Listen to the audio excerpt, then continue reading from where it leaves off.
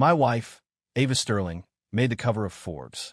At the celebration gala, she was a vision in a wine-red gown, radiant and commanding. She stood with her company's CEO, Dylan Reed, accepting congratulations like a queen surveying her court. And me, her husband, I was at home, staring into a sink full of greasy, overflowing water, trying to snake a clogged drain. My phone lit up. A text from my mother-in-law. Alex, today is yours and Ava's 3rd anniversary. It's also her company's party. Where are you? You should be the one standing by her side. Look at yourself.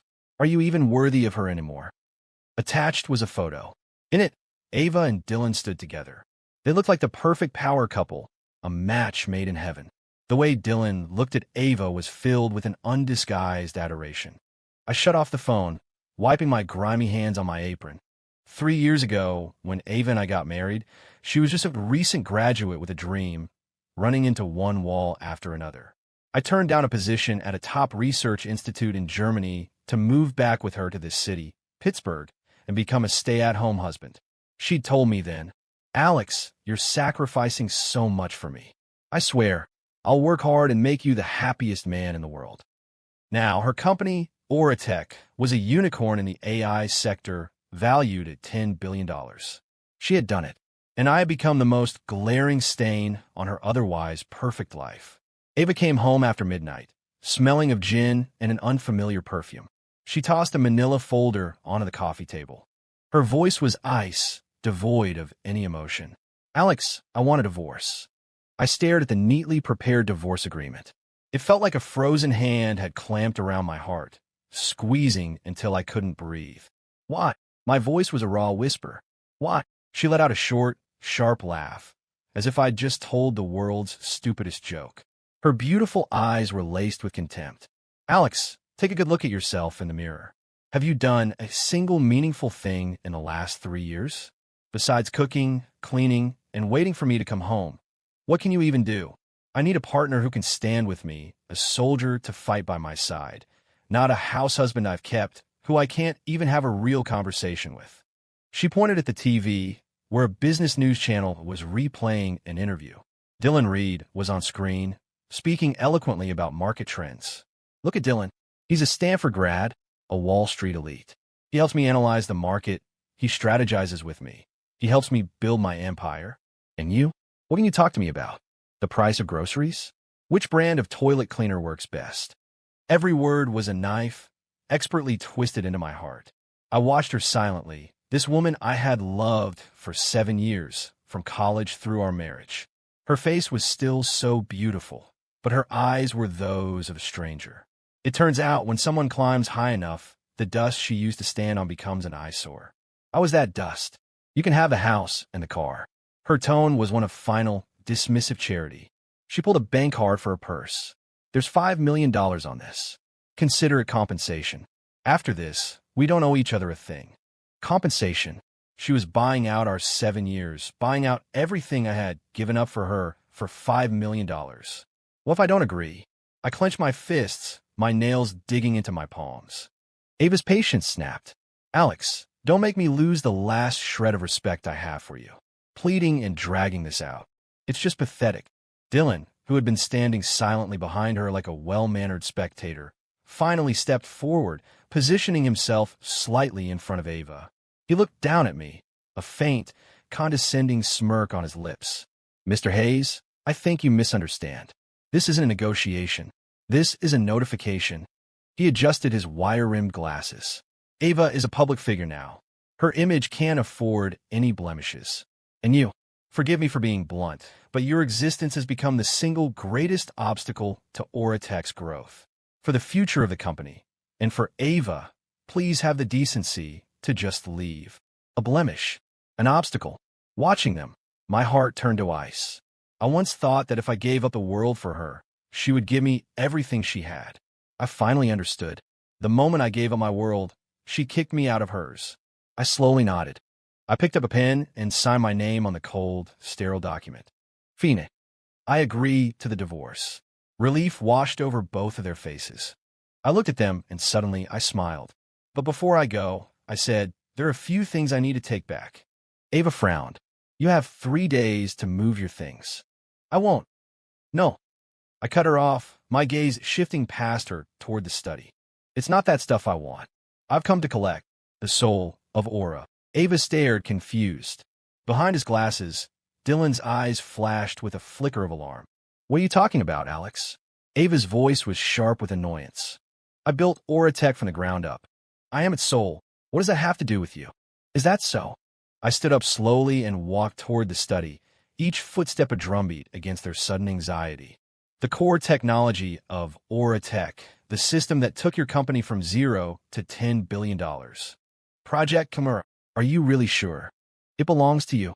For the first time that night, the color drained from Ava's face. Project Chimera was the bedrock of her company, widely recognized in the industry as a revolutionary AI interaction algorithm. Its near-perfect self-learning and logical inference capabilities were the reason Auratech had left all its competitors in the dust. 3 years ago, it was the initial framework for this very system that had secured Ava her first round of angel investment. The world thought it was the magnum opus of the brilliant young Ava Sterling. Only she knew the truth. What are you trying to say? Ava's voice trembled. She subconsciously grabbed Dylan's sleeve. I ignored her, walking straight into the study and opening the old, dust-covered desktop computer she'd always complained about. It was a machine I'd built myself in college, the only thing I'd brought with me after signing the letter that declined the offer from Germany. The computer booted slowly, its old fan whirring to life, a sound completely out of place in the sleek, modern mansion. Ava and Dylan followed me in, watching me as if I were a clown in his final, desperate act. Alex, stop playing games. Let's just end this amicably. It's better for everyone, Dylan said, his voice oozing superiority. You're not seriously going to claim you created Chimera, are you? A guy with a bachelor's in computer science from state school? Who do you think would ever believe that? He was right. On paper, my life was painfully ordinary. I just smiled and said nothing. My fingers flew across the keyboard. It was a speed they had never seen before. My hands were a blur, and on the screen, endless lines of code streamed past like a waterfall. What are you doing? Ava shrieked. She recognized that interface. It was the root codebase for Project Chimera, her company's most guarded secret. But how? Accessing the repository required 3-factor dynamic authentication and biometric clearance.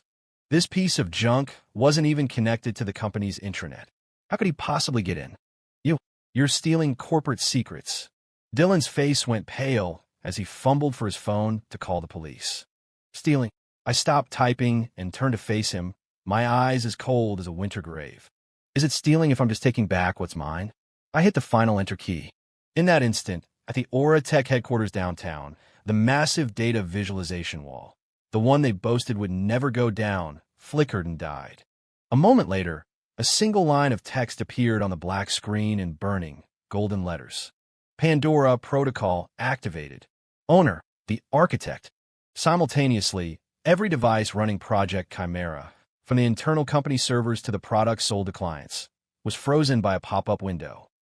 Inside the window was a single digital signature. A signature that pointed to one name, Alex Hayes. And beneath it, a single line of text.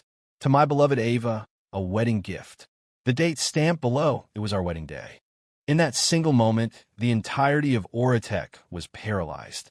Ava stared at me, swaying on her feet, the blood completely gone from her face. The architect, she stammered, her voice shaking with a terror so profound it seemed to rattle her bones. You're the architect? The architect. In the global underground tech community, the name was legend. He was called the God of Code. It was rumored that he, alone, had built the foundational logic framework for the world's most powerful AI and had released a portion of it as open source. More than half the AI companies in the world now used his framework as their starting point. But no one knew who he was. He was a ghost in the machine, a myth. Of course, Ava knew the name. Project Chimera was built upon the open-source framework the architect had released years ago. She'd even created a special task force within her company, pouring millions into trying to crack the rest of the framework's code, or, failing that, to find the mysterious architect himself. She never, in her wildest dreams, Imagined that the god she'd been searching for was the man she'd just cast aside, the house husband, the blemish she was trying to scrub from her life with $5 million. How is this possible? Ava muttered, her mind on the verge of shattering. Why? Why did you lie to me? I never lied. I shut down the computer and stood up, looking at her with a newfound calm. On our wedding day, I gave you the complete source code for Chimera. I told you it was my wedding gift to you. I also told you I didn't want to live that old life anymore, that I just wanted to build a simple life with you. I promised you I would stand behind you and make you the brightest star in the sky. You're the one who forgot. My voice was soft, but each word landed like a sledgehammer on Ava's heart. She remembered. That night, 3 years ago, I had given her a flash drive. I had said those exact words. But she was so consumed by her startup ambitions, she'd assumed it was just some code I'd stayed up all night writing to help her out, a nerdy gesture of love. She never imagined that the contents of that drive had the power to change the world. She thought her $10 billion empire was built on her own talent and hard work. She was wrong. From the foundation to the spire, every last brick had been laid by me. She wasn't a queen. She was just a thief, living in a castle I built for her, blinded by her own vanity. No, that's not right. She shook her head frantically, grasping for a lifeline. Dylan, tell him. The upgrades, the optimizations for Chimera. You and your team did all of that, right? Dylan's face was a mask of horror. He stared at me, beads of cold sweat dotting his forehead. He knew better than Ava just how impenetrable the core of Chimera was. Their so-called upgrades were nothing more than cosmetic renovations on the magnificent skyscraper I had already built. And now, the owner of that skyscraper had come back to evict the tenants. Mr. Hayes. Dylan's voice was strained, and he forced a smile that looked more like a grimace. There must be some misunderstanding. You're the architect. You're a legend. This thing between you and Ava. It's just a small marital dispute. There's no need to take things this far, right? Oratech is Ava's life's work, but it's also yours. He was trying to appeal to my emotions. Too little, too late. My life's work. I walked toward him, staring him dead in the eye. When you were using Aura's databases to illegally transfer assets offshore, when you were selling user data to the highest bidder, did you ever stop to think whose life's work you were destroying? Dylan's pupils contracted. What are you talking about? I didn't do that, he yelled, but the panic in his voice betrayed him. No. I smirked and sat back down at the computer. My fingers danced across the keyboard again. This time, the projector on the study wall hummed to life. Projected onto the wall were damning images. Offshore bank transfer records, encrypted folders, and surveillance footage of Dylan making secret deals with foreign agents. He had used his authority as CEO, under the guise of system maintenance, to build a back door into Project Chimera. He was a rat, greedily emptying the grain from the silo day after day. He thought his tracks were covered. He never realized that the architect of the building sees everything. The Pandora Protocol wasn't just about ultimate control. It was a recorder. It logged every dirty hand that tried to touch, to defile the temple I had built. This is all fake. You fabricated all of this. Dylan made one last desperate attempt. Fabricated? I scoffed.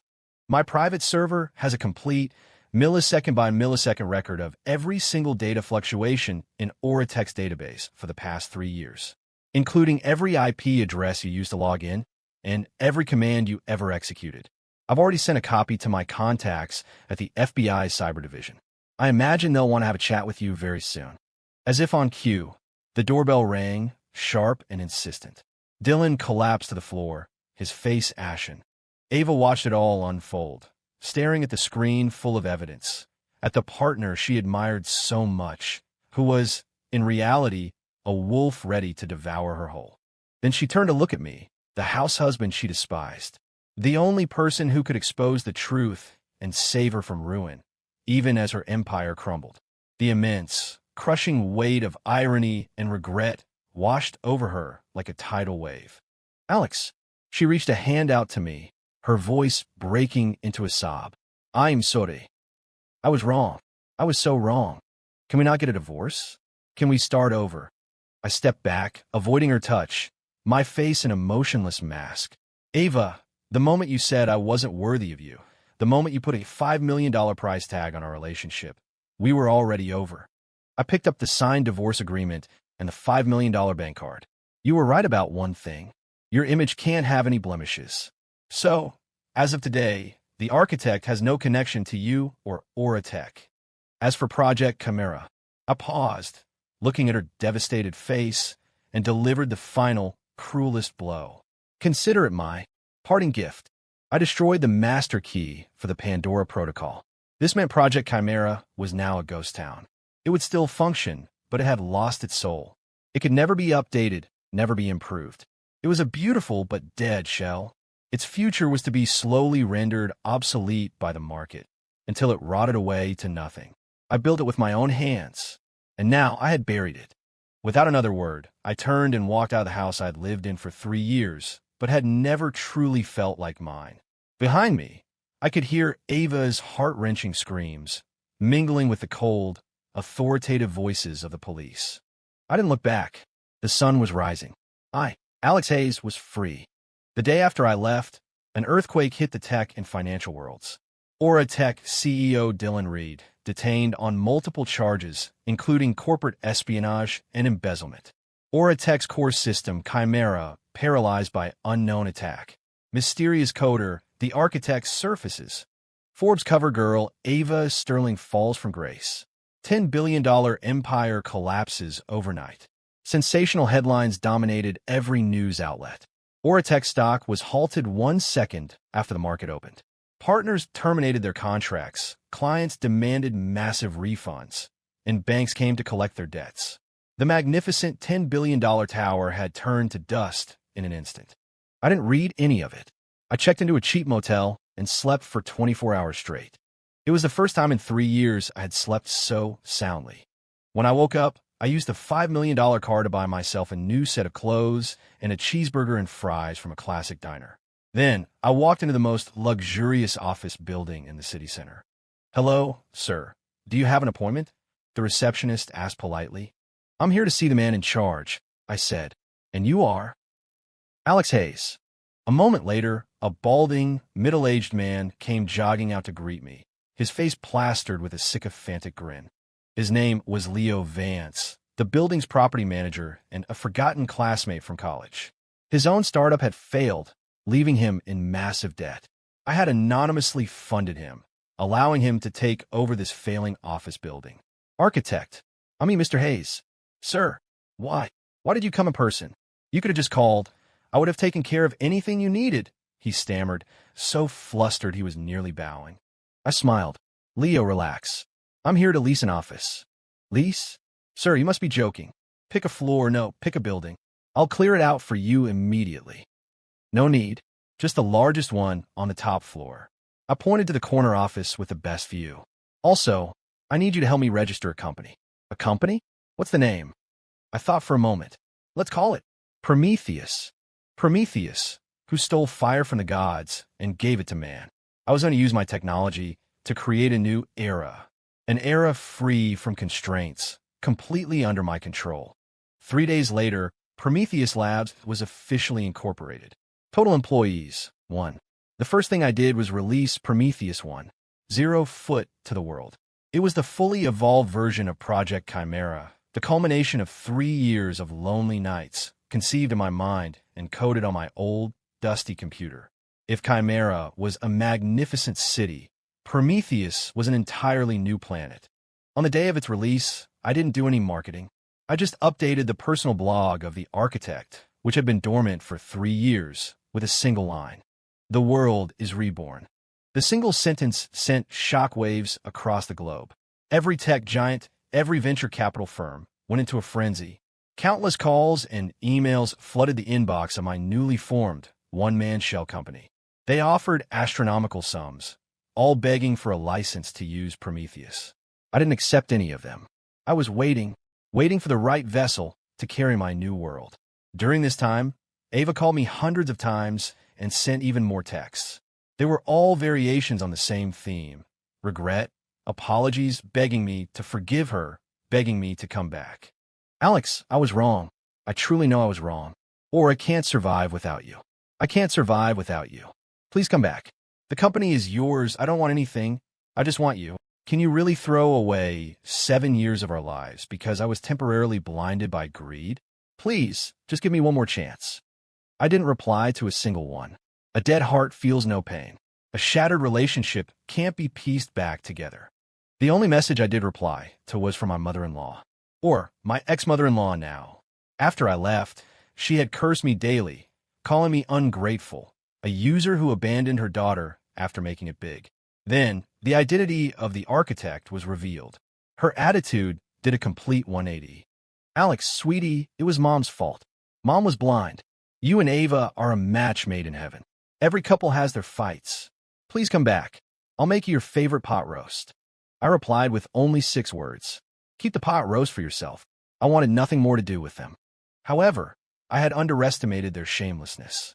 One day, as I was refining the firewall for Prometheus, my ex-in-laws burst into my office, a swarm of reporters in tow. Alex, you heartless monster. Our Ava is sick in a hospital because of you, and you have a nerve to be here starting a new company. My ex-mother-in-law shrieked, collapsing onto the floor and beginning to wail. You destroyed her company. You destroyed our family's life. If it wasn't for our family taking you in, would you be where you are today? This is how you repay us, my ex-father-in-law yelled, jabbing a finger at my face. The reporter's camera flashes were blinding. They had clearly been paid off. Microphones were shoved in my face, the questions sharp and accusatory. Mr. Hayes, as the true creator of Project Chimera, why did you destroy the company you built with your ex-wife in such an extreme manner? Rumor has it you were jealous of the close relationship between Ms. Sterling and Mr. Reed, and this was an act of revenge. Is that true? Is this new company something you've been planning all along, using Oratech as a stepping stone for your own ulterior motives? They were trying to paint me as a vindictive, scorn man who would burn everything down out of jealousy. They were using the media to corner me. It was a disgusting, malicious ploy. I watched the circus before me at the ugly, contorted faces of my former in-laws and felt no anger, only disgust. I ignored the reporters and walked over to my ex-mother-in-law. I crouched down, looked her in the eye, and asked calmly, Ava's in the hospital? Which one? What's wrong with her? She was taken aback for a second. Then her wails grew louder. What do you think is wrong? You did this to her. She has severe depression. She cries all day. The doctor said if this continues, she might not make it. Depression? I nodded. Okay, I understand. I stood up and faced the cameras. I spoke clearly, each word deliberate. First, I did not destroy Oratech. I simply reclaimed my property. The Pandora Protocol was a kill switch clause written into my initial contract, a clause Ms. Sterling chose to ignore. Second, my private life is my own. As for Dylan Reed, he has been arrested, and I trust the justice system to handle his case. Third, I paused, a cold smile touching my lips. Since Ms. Sterling is so gravely ill as her ex-husband, it is my duty to visit her. So, I invite all of you in the media to accompany me to the hospital right now. Let's all go and see just how severe Ms. Sterling's depression really is. My words stunned everyone into silence. A flicker of panic crossed the faces of my ex-in-laws. They never expected this. I wasn't defending myself. I was going on the offensive. This wasn't part of their script. Phoenix, you set yourself. My ex-mother-in-law scrambled to her feet, her voice dripping with venom. Let's go. Let everyone see what you've done to our poor daughter. She thought that once I saw Ava's frail condition at the hospital, the pressure of public opinion would make me soften, make me compromise. She had made a fatal miscalculation. I wasn't going to compromise. I was going to rip their final mask to shreds. At UPMC Presbyterian Hospital, in a top-floor VIP suite, we found Ava lying weakly in bed. She was hooked up to N4, her face as pale as a sheet of paper. A distinguished-looking doctor was at her bedside, checking her vitals. The moment we entered, Ava's eyes welled up, tears streaming down her cheeks. Alex, you finally came to see me. She struggled to sit up, only to fall back against the pillows, a perfect picture of fragile beauty. My ex-mother-in-law rushed to her side, hugging her and crying. My poor baby, look at you, you're wasting away. And this heartless man is only now showing his face. The reporter's cameras furiously captured the touching reunion. "Ms. Sterling, how are you feeling? What do you have to say to Mr. Hayes, now that he's here?" Ava didn't answer them. She just stared at me with her tear-filled eyes, her voice a faint whisper. "Alex, I know I was wrong. Please forgive me. Let's start over. Please." Her performance was, as always, flawless. The old me would have been overwhelmed with guilt and taken all the blame. But now I just found it pathetic. I ignored her emotional plea and walked directly to the doctor examining her. "Dr. Evans, thank you for your hard work," I said with a polite smile. The man's body visibly stiffened. He looked up, a flash of panic in his eyes, which he quickly masked. "I'm sorry." "Do I know you?" he asked, feigning confusion. "You don't remember me?" My smile widened. 6 months ago, you were about to have your medical license revoked for academic fraud. I was the one who intercepted the whistleblower email and anonymously sent the ethics committee proof that your mentor was embezzling research grants. Your career was saved, was it not? Dr. Evans' face went as white as Ava's. I don't know what you're talking about." He blustered. "You don't." I pulled a small flash drive from my pocket and held it up. "On this drive is proof of every kickback you've taken from pharmaceutical reps for the last 6 months. Every time you've prescribed expensive, useless drugs to patients, and even the falsified medical records you created to help your father-in-law's company commit insurance fraud. What do you think would happen if I gave this to the hospital's review board? Or perhaps directly to the press?" The doctor's legs gave out, and he nearly collapsed. He looked at me as if he were seeing a ghost. Who are you?" "Who I'm doesn't matter," I said, putting the drive away and patting his shoulder. "What matters is that right now, you're going to tell everyone here, with your professional and medical integrity, exactly what is wrong with Ms. Sterling. How severe is her depression?" I put heavy emphasis on the word depression. The room fell silent. Every eye was on Dr. Evans. The reporters weren't stupid. They could smell a massive scandal. My ex-in-laws panicked, rushing forward to pull me away. "What are you doing? Leave the doctor alone." I didn't move, my cold gaze fixed on Dr. Evans. Sweat was soaking through the back of his shirt. He weighed his options. On one hand, total ruin and prison time. On the other, simply angering the now-bankrupt Sterling family. It wasn't a difficult choice. He took a deep breath, pushed Ava's parents aside, and spoke clearly into the sea of cameras. "Ms. Sterling, she does not have depression. Physically, she's healthy, just suffering from minor malnutrition and nervous exhaustion, likely due to poor diet and lack of sleep. With proper rest and nutrition, she'll make a full recovery." The room exploded. "No depression? Then what was all this?"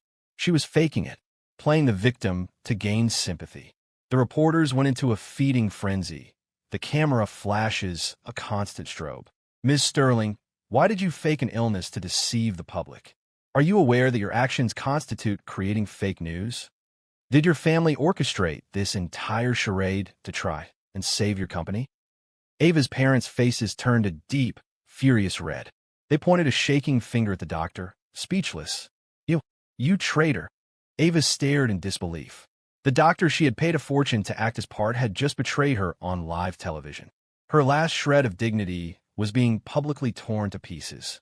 "No, that's not true," she shrieked, clutching the bed sheets. "I'm sick. My head hurts. My heart hurts. Alex, why are you doing this to me? Why did you have to destroy me? I hate you. I hate you." Her tearful accusations now sounded utterly ridiculous. I watched her meltdown without a flicker of emotion. When she had exhausted herself, I finally spoke. "I didn't destroy you, Ava. You destroyed yourself. You destroyed our trust. You destroyed your integrity as a business leader, and you destroyed your own moral compass. You hate me because I'm no longer the man you could control and discard at will. You can't accept that everything you were so proud of was built on a lie. You can't accept that the dust you looked down on was your own foundation." I leaned in close, my voice a whisper only she could hear. "I forgot to mention something. The reason Aura Tech grew so fast, the reason you got so much government support and so many bank loans, it wasn't because of your PR. It's because 5 years ago, I wrote the underlying defensive logic for this country's Aegis cybersecurity firewall. So, The name The Architect is on a few very important lists in Washington, D.C. They weren't giving favors to Ava Sterling. They were giving favors to me. Ava's pupils shrank to pinpricks. Her body began to tremble violently, a tremor born of pure, absolute shock. If learning my identity as the architect had filled her with regret, this truth shattered the very core of her pride. Her network, her resources, her capital. From the very beginning, none of it was because of her. It was all because of me. She was like a spoiled child who thought the world revolved around her, only to discover, after the person who'd been quietly giving her candy walked away, that she had nothing at all. Puffed, she coughed, a spray of blood erupting from her mouth, staining the white sheets crimson. This time, the damage was real. I stood up straight, my face impassive, and plucked a tissue from the box to wipe a tiny speck of blood from my cheek. Then, in front of everyone, I took out the $5 million bank card. This card was Ms. Sterling's divorce settlement to me. I am donating the full amount to the city's children's hospital. I then held up the signed divorce agreement. I signed this document of my own free will. I walked away with nothing and waived any and all claims to the assets of the now bankrupt Aura Tech. As of today, Ms. Sterling and I are even. We have no further connection. I placed the card and the agreement on the bedside table. I didn't spare another glance at the woman who had now passed out in her bed. I turned and, under the intense gaze of countless reporters, walked out of the room with my head held high. My life, from this day forward, no longer contained the name Ava Sterling. The fake illness scandal was the final nail in the coffin. Ava and her family became a national laughingstock. Aura Tech was forced into liquidation, buried under a mountain of debt and lawsuits. Their mansion and luxury cars were auctioned off. Even her parents' retirement accounts were frozen. They fell from the heavens into the gutter overnight. I heard later that Ava did have a genuine breakdown and was admitted to a long-term care facility. Her parents, fleeing their debts, disappeared in the middle of the night. And I, Alex Hayes, founder of Prometheus Labs, became the hottest commodity in the world of venture capital. I turned down offers from every megacorporation that wanted a controlling stake, instead choosing a domestic investment firm with a clean reputation and deep resources, Patriot Capital. The person running Patriot Capital was a woman named Isabella Rossi. She was young, maybe 30, but possessed a poise and sharpness that defied her age. We met for the first time in my office. She didn't start with talk of valuation or equity like everyone else. Instead, she brought me a file. "Mr. Hayes," she said, her voice cool and clear as she pushed the file across my desk. "We did some digging into the Aura Tech bankruptcy. It seems Dylan Reed's offshore dealings had a deeper connection. He wasn't a mastermind. He was just a pawn." I opened the file. My eyes widened. Inside was a detailed report on an international hacker-for-hire organization known as The Abyss. Their M.O. was to target companies like Aura Tech, firms with groundbreaking technology but imperfect security. They would insert a corporate spy like Dylan to steal the tech, bankrupt the company, and then acquire the patents for pennies on the dollar. It was a ruthless, predatory industrial chain. "Our intelligence suggests their next target is likely your Prometheus project," Isabella said, her gaze serious. "And their methods will be far more aggressive, far more reckless than what they used against Aura." I closed the file and looked up at her. "So, you want to partner with me for more than just a return on investment?" A small smile played on her lips. "Of course not. Patriot Capital has a duty to protect our nation's core technologies. If we invest in Prometheus, we won't just provide capital. We'll provide top-tier security, legal support, and a policy shield." To put it simply, she leaned forward, her eyes locked on mine. "We'll be your shield. You'll be our sword. Together, we can cut this cancer out for good." I looked into her eyes. I didn't see the greed of a banker. I saw the resolve of a soldier. I smiled. "Deal." I needed a powerful ally to fight the enemies lurking in the shadows. Isabella Rossi and Patriot Capital were the perfect choice. The next 6 months were a whirlwind of growth for Prometheus Labs. With Patriot Capital's backing, my team expanded rapidly, attracting the best tech talent in the country. We not only built out the Prometheus ecosystem, but also developed specialized subsystems for finance, medicine, transportation, and more. Prometheus Labs became a true giant, its influence spreading into every corner of the national economy. I became the new darling of the tech world, a constant focus of media attention. But I never let my guard down. I knew that a pair of eyes was always watching from the darkness. The attacks from the abyss came sooner and more strangely than I had anticipated. They didn't launch a direct assault on my servers. They knew that in cyberspace, the architect was invincible. They went after the people around me. My CTO was blackmailed with threats against his family, coerced into trying to steal our source code. My HR director was compromised with money and sex, tricked into hiring their spies. Even the kid who delivered my takeout was bought, paid to slip a psychoactive drug into my lunch. Their methods were relentless and depraved. But thanks to Isabella, we were prepared. The security net we had woven caught every one of their plots before they could hatch. The people who had been compromised faced the consequences. But we both knew this was just the beginning. The true leader of the Abyss, the hidden figure known as the Abyss Master, remained a ghost. He orchestrated everything, but left no trace. Until we found him, we would never be safe. Then, one day, Isabella burst into my office, clutching a DNA report. Her face was etched with a gravity and a sadness I had never seen before. "Alex, I think we've been wrong about this from the very beginning." She slapped the report down on my desk, her voice hoarse. "The Abyss might not be a criminal enterprise. It's a tool for revenge." I picked up the report. It was a comparison of two DNA samples. One belonged to Dylan Reed. The other belonged to a name I had almost forgotten. Ava Sterling. Their DNA was a 99.9% match. The conclusion: they were half-siblings. My mind went blank. Dylan and Ava were brother and sister? How? I had known them both, seen them interact. Ava had never once mentioned having any siblings. "Now look at this," Isabella said, handing me another, highly classified file. The title read, "Investigative Report on the Project Morningstar Research Institute Security Breach, 20 years prior."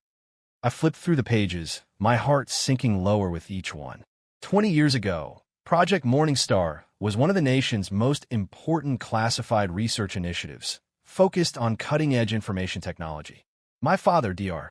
Robert Hayes, was its director and lead scientist, and the fathers of Ava and Dylan, Dr. Marcus Sterling, was the deputy director, my father's best friend and partner. At the most critical phase of the project, the lab's core data was leaked to a hostile foreign power. The loss was catastrophic. All the evidence pointed to the deputy director, Marcus Sterling. During the investigation, Dr. Sterling took his own life. His wife suffered a mental breakdown and passed away shortly after. They left behind 2 young children, who were sent into the foster system and disappeared. My own father, Dr. Robert Hayes, was removed from his position due to the catastrophic failure. He died a few years later, a broken man. The last thing he ever said to me was, "Alex, remember this. People are more complex than code. Don't ever trust anyone completely." After that, I closed myself off, immersing myself in the world of code. It was safer there. It was why I was content to be a stay-at-home husband for 3 years. It was the furthest I could get from the complexities of people. I always thought it was just a tragic accident. Today, I learned it was a conspiracy. And the victims were not just my family, but the Sterlings as well. Dylan, born Dylan Sterling, and Ava had no idea they were related. After their parents died, they were adopted by different families and lived completely different lives. It was the Abyss that found them. They told Dylan that the man who destroyed his family was my father, Dr. Robert Hayes, who had framed Marcus Sterling to take all the credit for their work. They filled him with the poison of revenge and trained him to be an elite corporate spy. Then, they orchestrated his meeting with Ava, a girl with a similar talent for computing, but a complete ignorance of her own past. Their plan was to use Dylan and Ava and her company Oratech to build a financial base. At the same time, the 2 siblings, unaware of their connection, would become pawns in a grander scheme of revenge. Step 1. Destroy Oratech, turning Ava and me against each other. Step 2. Have Dylan steal Project Chimera, forcing the architect out of hiding. Step 3. The final move. Use my lingering guilt and feelings for Ava to find a weakness and then destroy me and Prometheus Labs completely. It was a plan of breathtaking cruelty. They weren't just trying to destroy me. They were using 2 orphan children as their weapons, forcing them to torture and destroy each other. The Abyss Master. I looked up at Isabella, a fire raging in my eyes. Who is he? Why would he do this? Isabella's expression grew dark. She spoke a name, each syllable heavy with dread. He was the 3rd core member of Project Morningstar, the only one who emerged from the incident not only unscathed, but who rose through the ranks. The current director of CIS, Julian Thorne. Julian Thorne. The name was like a lightning strike to my brain. Of course I remembered him. He was my father's most brilliant student. When I was a kid, I called him Uncle Julian. My father treated him like a son. Dr. Sterling treated him like a nephew. In my memory, he was a kind, gentle, brilliant man who doted on me. After the incident, it was he who comforted both our families, promising he would find the truth and clear their names. I couldn't believe it. The architect of that tragedy, the devil hiding in plain sight, was him. Why? I clenched my fists, my knuckles turning white. Why would he betray them? Jealousy. Isabella's voice was cold steel. Thorne was brilliant, but he was never on the same level as your father or Marcus Sterling. He was Salieri to their Mozart, forever living in their shadow. He couldn't stand it. He had to prove he was the best. So he conspired with foreign agents, stole the data, and perfectly framed Dr. Sterling, who trusted him completely. Then he preyed on your father's grief and sense of responsibility, letting him die with the weight of that failure on his shoulders. He built his entire career on the graves of 2 geniuses, using their stolen research to become a national hero and climb to the highest position of power. And the Abyss is his private army, used to eliminate anyone who knows the truth and crush any rising talent that could threaten his legacy. My heart felt like it had been plunged into a vat of liquid nitrogen. I finally understood my father's last words. The people you trust the most are the ones who can hurt you the deepest. So his real target was always me, I whispered. The moment I emerged as the architect, a legend in the digital world, Thorne's timer started ticking. My very existence was a threat to him. He was afraid I would become like my father, or even surpass him. He was afraid that one day I would uncover the truth of what happened 20 years ago. So he set this elaborate, cruel game in motion to destroy me. And Ava and Dylan, poor, tragic Ava and Dylan, were just puppets in his twisted play. Where is Thorne now? I stood up, all hesitation gone, replaced by a cold, sharp resolve. He's coming here tomorrow to inspect Prometheus Labs, Isabella said. An official security audit from CISA. I let out a bitter laugh. An audit, a pretense to plant a virus and seize control of my system. He was finally making his move. He's not coming alone, Isabella added, her expression grim. He's bringing a third-party security firm, the Ark. They have a reputation for being neutral, but they're an asset of the Abyss. They'll work with Thorne to produce a damning report, destroying our reputation and finishing us for good. A pincer movement, I said, the cold smile returning to my lips. He really thinks he has me cornered. He's underestimating me, and he's underestimating what my father and Dr. Sterling left behind. I walked to the safe in my office, entered a long, complex password, and opened the heavy door. Inside was a single, unmarked black hard drive. It was the last thing my father gave me. He told me to never open it unless it was a matter of life and death. It was time. I connected the drive to my server. A file appeared on the screen. It was named Project Nuwa.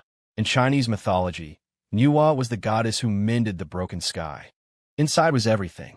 The original data from Project Morningstar, and a complete record of how Julian Thorne had stolen it and framed Marcus Sterling. Encrypted emails, audio recordings of his secret meetings. Everything. My father knew. He had suspected Thorne all along, but he didn't act. He knew Thorne was already too powerful, a national hero. A direct accusation would have been dismissed, and it would have tipped Thorne off. So he chose sacrifice. He used his own disgrace and Dr. Sterling's suicide to make Thorne drop his guard completely. And he hid all the evidence on this drive, leaving it for me. He was waiting for me to grow up, for me to become powerful enough to face his true enemy. The truth, 20 years late, brought tears to my eyes. My father was never a failure. He was a warrior, a strategist who played the long game. With his own life, he paved my path to victory. Isabella, I said, wiping the tears from my face. I'm here.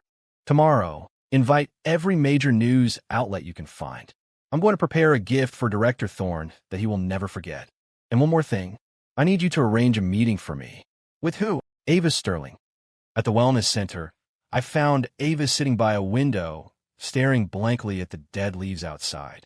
She was skeletally thin, her eyes vacant, a hollow shell of the vibrant woman she once was. My presence didn't even register. What do you want? She asked, her voice raspy. Come to laugh at me? Or to tell me how many billions Prometheus is worth now? Her tone was laced with bitter self-loathing. I ignored her sarcasm and placed the DNA report and the Project Morningstar file in front of her. I came to tell you who you really are, and to show you that you've been hating and loving all the wrong people. At first, she was dismissive, but when her eyes fell on the DNA report, her entire body jolted. She saw her name, Dylan's name, and the cold, clinical conclusion. No. Impossible. She snatched the report, her hands shaking, reading it over and over again. I pushed the Morningstar file toward her. She saw the name of her father, Marcus Sterling. She saw her mother's name, and she saw the story of the terrible injustice that had destroyed their lives. My father, he wasn't a traitor. Her tears finally broke, and she clutched the files, sobbing. He was a hero. He was framed. All the pain, confusion, and grief she had suppressed for 20 years erupted in that moment. I waited until her sobs subsided. Then, I told her everything. About Julian Thorne, about the abyss, about how she and Dylan were used as tools of revenge. Her crying softened into a low, agonized moan. So, I was working for the man who destroyed my family. She began to laugh, a sound more painful than any scream. And for him, I hurt my own brother. And I hurt the only person who ever truly protected me. You. I'm the biggest fool in the world. She slapped herself hard across the face. I can't face my parents. I can't face Dylan. She buried her head in her hands, consumed by guilt. You can see him, I interrupted. Dylan wasn't the mastermind.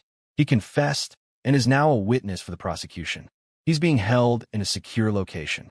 He remembers everything, and he's waiting for you. I took a small digital recorder from my pocket. This is a message from him. I pressed play. Dylan's voice, hoarse with regret, filled the small room. Ava, little sister, I'm so sorry. I was blinded by hate. If I ever get the chance, I want to tell you in person. Welcome home. Ava completely broke down, her body shaking with uncontrollable sobs, like a lost child who has finally heard a familiar voice. It was a long time before she looked up at me, her eyes red and swollen. Alex, thank you, she choked out. And I'm sorry. This time, the apology was real. The past is the past, I said. But tomorrow, I need your help. Me? She gave a bitter laugh. What good am I now? You're essential, I said, meeting her gaze. You inherited your father's genius. Your understanding of AI is second only to mine. And the research Thorne stole was based on the theories of our fathers. In other words, you're the only other person on this planet who truly understands his technological weaknesses. Tomorrow, Thorne is coming for me. I need you to be my second sword in the digital world. We will do this together. We will get justice for our fathers. A tiny spark ignited in Ava's dead eyes. It was the light of hope, the light of redemption. Okay, she nodded, her expression hardening with a resolve I hadn't seen since her best days. But this time it was tempered with purpose. Brother, I'll help you. The word brother was awkward on her tongue, but it severed the last, tangled threads of our past. We were no longer ex-spouses. We were soldiers, fighting for our family's honor. The next day, the main hall of Prometheus Labs was set up for a massive press conference.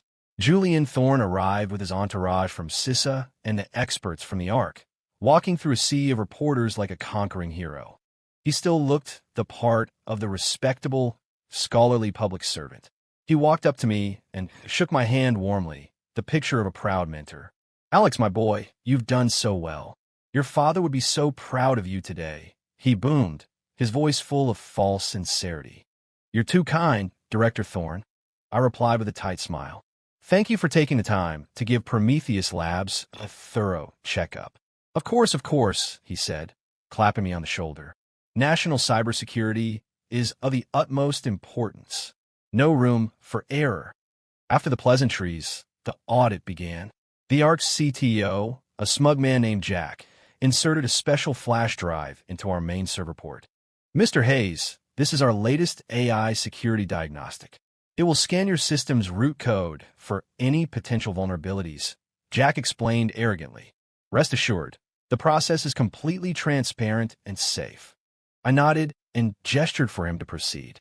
The massive screen in the conference hall displayed the source code of Prometheus, a vast, beautiful sea of data. The diagnostic program began to run.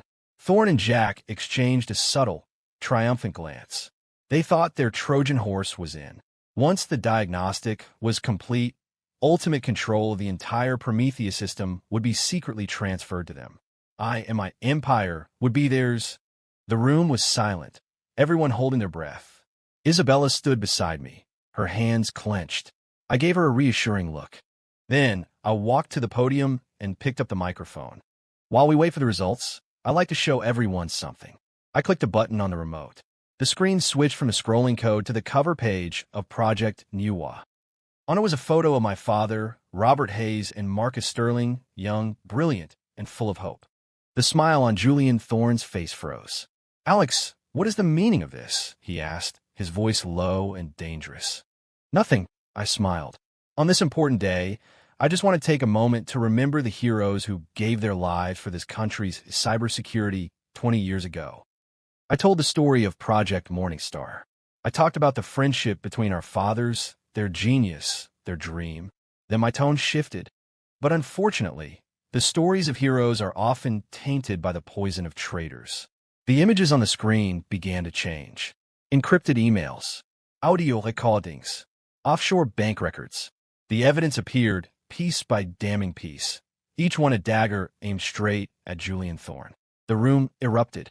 Director Thorne, is this evidence authentic? Were you the real traitor in the Morningstar incident? Thorne's face was a thundercloud. Absurd. This is all fabricated. Slander, he roared. Alex, you are attacking a public official with baseless accusations. This is a criminal act. His security detail started moving toward me. A criminal act. I laughed. Don't be so hasty, Uncle Julian. The show is just getting started. I snapped my fingers. Ava now. In the next second, a piercing alarm blared from the server. On the big screen, a giant, crimson virus icon appeared. Below it, a line of text. Abyss Trojan Horse activated. Data transfer in progress. Target. Offshore IP XXXXX. Jack's face went white. That's impossible. Our program wouldn't. Your program was quarantined and replaced the second you plugged it in. A cool female voice announced over the hall's speaker system. It was Ava.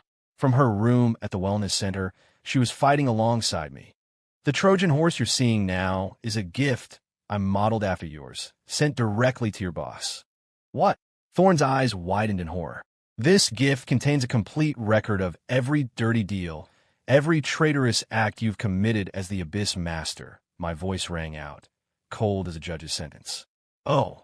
And the transfer target isn't an offshore IP. It's the encrypted servers of the Department of Justice and the NSA. Thorne screamed, lunging for the server to pull the plug. But it was too late. Data transfer, 100%. No. A desperate, inhuman howl escaped Julian Thorne's lips. The empire of lies he had spent 20 years building had crumbled to dust. But I wasn't finished. Julian Thorne, 20 years ago, you stole the work of our fathers. Today, their children will show you just how insignificant your achievements truly are. I turned back to the audience, to the cameras, to the world, and made my final move.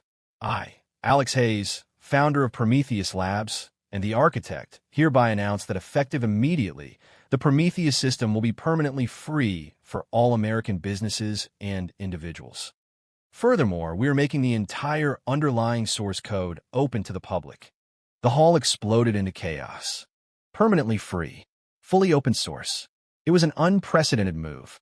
It meant that the nation's AI technology would take a quantum leap forward overnight. We would be free from the shackles of foreign tech monopolies. And the technology that Thorn and the Abyss had schemed, murdered, and betrayed to acquire was now, in an instant, utterly worthless. I had checkmated the thief in the most absolute way possible. Thorn collapsed, muttering, "You're insane. You're a madman." Maybe. To a selfish monster like him, perhaps I was. But my father and Dr. Sterling were not. Their dream was to build a free, open, and secure digital world for their country. Today, I had simply fulfilled their last wish. Federal agents swarmed the hall. Thorn, Jack, and every Abyss operative in the room were taken into custody. A storm was about to break over Washington, D.C. I stood in the blinding flash of the cameras, feeling a sense of peace I had never known. I saw Isabella in the crowd, giving me a smile of profound respect and relief. And for a moment, I could almost imagine my father and Dr. Sterling, somewhere far away, smiling down with pride. After the storm, life found a new normal. I transitioned Prometheus Labs into a nonprofit foundation dedicated to advancing information technology for the public good. I was no longer a CEO chasing billions, but a simple evangelist for technology back to my roots. Ava, for her role in taking down the Abyss, was granted immunity.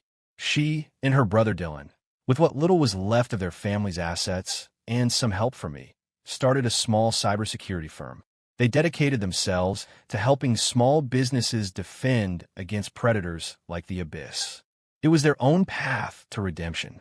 We never saw each other again. Some stories are best left with their endings. 6 months later, I was visiting my father's grave when I saw an unexpected person. My ex-mother-in-law. She had aged decades, her hair now completely white. The arrogance was gone, replaced by a deep-set weariness. She placed a bouquet of daisies on the grave next to my father's, Dr. Sterling's, and bowed deeply. "Robert," she whispered, her voice choked with tears. "I am so sorry. I was blind. I wronged you, and I wronged my own children." She turned to me, her eyes filled with a bottomless regret. "Alex, I know it's too late for apologies. I don't expect you to forgive me. If you ever have time, maybe you could check in on Ava. She just sits all day, staring at that old computer you used to have." I stood in silence for a long time. Finally, I shook my head. "It's over. I'm not a saint. The damage was done. Some scars never fade. Not forgiving her was the last kindness I could offer." I turned and walked away, the afternoon sun casting a long shadow behind me. A new chapter of my life had begun. I had a new purpose, new friends, a new journey ahead. But sometimes I still think about those 3 years. I think about that man in the apron, in the kitchen, surrounded by the smell of cooking oil. I don't regret it. That was the price I paid for love. And it was the medal I earned, transforming from a boy into a man. The world is vast, and people are complex. But I finally understand what it means to be strong. It isn't about wealth or status. It's about seeing all the darkness and depravity the world has to offer, and still choosing to walk toward the light.